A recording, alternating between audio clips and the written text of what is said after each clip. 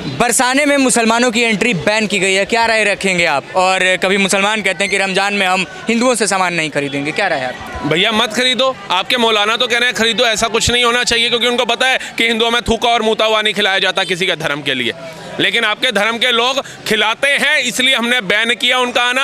आपके धर्म के लोग, क्योंकि आपके मौलाना कहते हैं कि भैया दिवाली, होली, दशहरा, गरबा, नवरात्र ये हमारे धर्म के विरुद्ध हैं, इस्लाम के विरुद्ध हैं, इसमें नहीं जाना चाहिए। तो आप उनकी बातों को नज़रअंदाज करके कभी हमारे गरबे में नाम बदल करके जाते हैं, बहन बेटियों के साथ छेड़छाड़ करते हैं। होली के अंदर रंग लगा करके जाते हैं, बहन बेटियों के साथ छेड़छाड़ करते हैं। दिवाली के अंदर बम धमाके लोगों के घरों के अंदर फेंक के करते हैं, उससे हमारे देश में अराजकता फैलाने का काम करते हैं। उससे अच्छा है आप अपने धर्म के प्रति चलिए, जो आपका धर्म कहता है उसमें चलिए। हमारे धर्म के अंदर अगर होली का त्योहार है तो हम मनाएंगे, उसके अंदर कोई भी अराजकता का व्यक्ति अगर आकर के अराजकता फैलाने का काम करता है तो हम कहते हैं हर किसी से हर इंसान लड़ नहीं सकता। योगी सरकार ने बहुत अच्छा फैसला लिया है, अराजकता फैलाने वालों को रोका है। वो अपने धर्म में रमजान चल रहे हैं, अपने खुदा की इबादत में व्यस्त रहे, हमें होली में व्यस्त रहने दे, उसके बाद हमारे को 15 अगस्त में व्यस्त रहने दे, उसके बाद हमें विजयदशमी में व्यस्त रहने दे, उनके बाद हमारे को दिवाली में व्यस्त रहने दे, उनके बाद हमें गोवर्धन पूजा में व्यस्त रहने दे, जन्माष्टमी में व्यस्त रहने दे,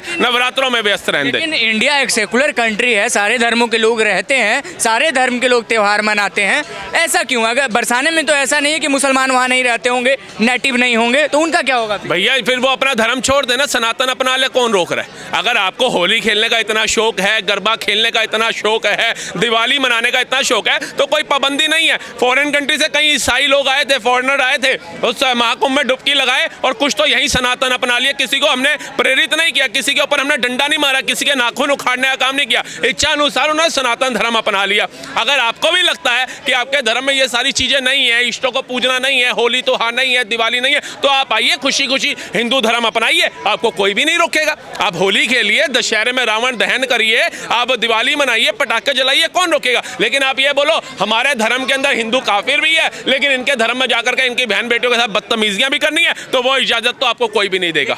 लेकिन होली छपरियों का त्योहार बता देते हैं कई लोग कि छपरियों जिनके भाई खुद छपरी होते हैं ना बॉलीवुड के अंदर, जिनके भाई खुद छपरी पना करते हैं और महिलाओं का वहाँ पे शोषण करते हैं, मॉब लिंचिंग करते हैं, उनके साथ मतलब समझ लो कि मैं क्या बोलूँ, शब्द नहीं है, समझदार लोग समझ जाएंगे, क्रूरपन करते हैं, उनका फायदा उठाने की कोशिश करते हैं, जो बॉलीवुड में एंट्री करना चाहती है बहनें, ऐसे लोगों के भाई खुद छपरी हैं और वो बता रही है होली छपरियों का त्योहार है। मैं कहता हूँ ये फराह खान जिसने ये बयान दिया वो खुद सबसे बड़ी छपरी है। कब तक ये नफरत चलता रहेगा? कभी हिंदू मुसलमान को नहीं आने देगा, कभी मुसलमान हिंदू को नहीं आने देगा। हाँ, तो इनको बोलिए कि जब मुसलमानों के अंदर ये सड़क के सड़क घेर लिए जाते हैं तब बोलो इसमें आने जाने में दिक्कत होती है। अब फराह खान का हस्बैंड कहीं फंस जाए और ये देखे जी सड़कें तो घिरी रखी हैं, बयान दोगे?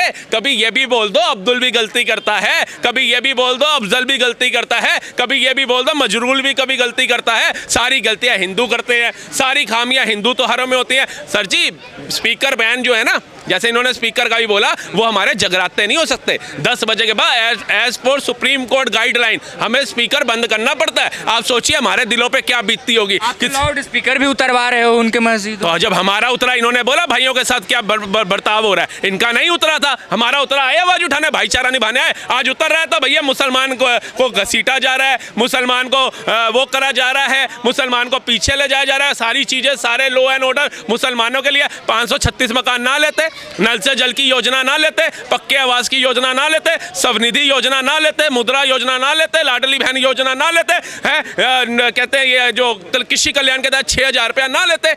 इनको मुगलों को भी महान बताना है, इनको हिंदुओं को काफिर भी बताना है, फिर सारी चीजें इनको करनी है। हम कहते हैं छोटी सी बात इनके लिए, मुगल की औलादें जो यहाँ पर आकर के भटकती हैं और कलाम साहब का अनादर करती हैं कि शिव ना होते कैलाश ना होता, श्री राम ना होते तो हनुमान जी जैसा दास ना होता, सूर्य ना होता तो प्रकाश ना होता, अगर इतिहास ना होता तो विश्वास ना होता। जो लोग कहते हैं मुगल महान थे, अगर वो महान थे तो बताओ छत्रपति शिवाजी से लेकर संभाजी महाराज का बलिदान दिवस क्यों होता?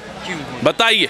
क्या राय रखेंगे जो लोग कह रहे हैं कि बरसाने में मुसलमानों की एंट्री बैन, और मुसलमान कह रहे हैं कि रमज़ान में हम हिंदुओं से समान नहीं? आप बताओ मुसलमान करेंगे क्या जाके वहाँ पर, एक बार बताइए आप ही। मुसलमान का काम क्या है? नहीं, जो वहाँ रहते होंगे उनका क्या? तो उनका कोई ठेका थोड़ी ना लिया हुआ है। अब देखिए मेरे इलाके में कोई मुसलमान रहता होगा, वो रमजान मना रहे तो मैं वहाँ पर भटकूंगा, तो भटका वो आत्मा थोड़ी ना मेरी।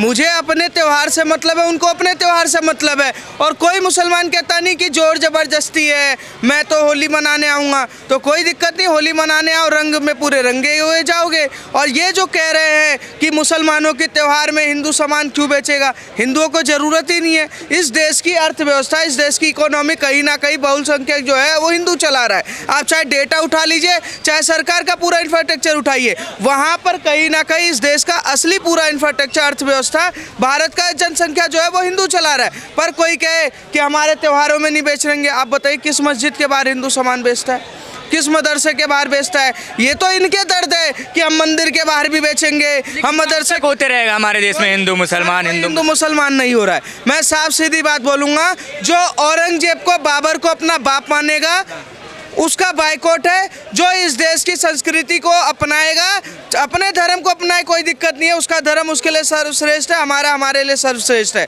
पर कोई अगर औरंगजेब को महान बता के सोचेगा कि इस देश में रह लेगा तो उसको यहाँ नहीं रहने देंगे। जिस स्पीकर भी उतरवा दे रहे हैं उनकी। सर, लाउड स्पीकर उतारना इसलिए ज़रूरी है क्योंकि आप एक बात देखिए कि जिसके पास तक बात पहुँचानी है वो बहरा थोड़ी ना है, बात वैसे भी पहुँच सकती है। तो लाउड स्पीकर से दंगे ना करवाइए, पत्थरबाजी ना करवाइए, क्योंकि जम्मू कश्मीर में हमने देखा था कि उसी लाउड स्पीकर से सुनने को आ रहा था कि इस यहाँ से हिंदू बहन बेटियों को छोड़ के चले जाएं अगर अपनी जान बचानी है। वही लाउड स्पीकर जाफराबाद में बजता हुआ मिल रहा था कि यहाँ से पत्थर चलाओ, वहाँ से चलाओ। तो वो जो आतंक का अड्डा बनता है उसको ख़त्म करना ज़रूरी है। जिस तक बात पहुँचानी वो बहरा होगा तो ही आप लाउड स्पीकर लगाओगे। ज़रूरी यह है कि आप औरंगजेब और बाबर का जो महान गाथा लेकर बैठे हुए हो उसको दफन करने का हम काम कर रहे हैं, उसको दफनाओ हमारे साथ और इस देश में सुखी शांति से रहने का काम करो। आप खुद भी जियो और हमें भी जीने दो। कब तक?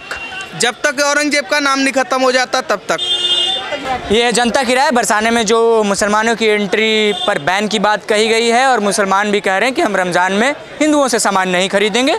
इस पर लोगों की राय आपके समक्ष हमने रखी।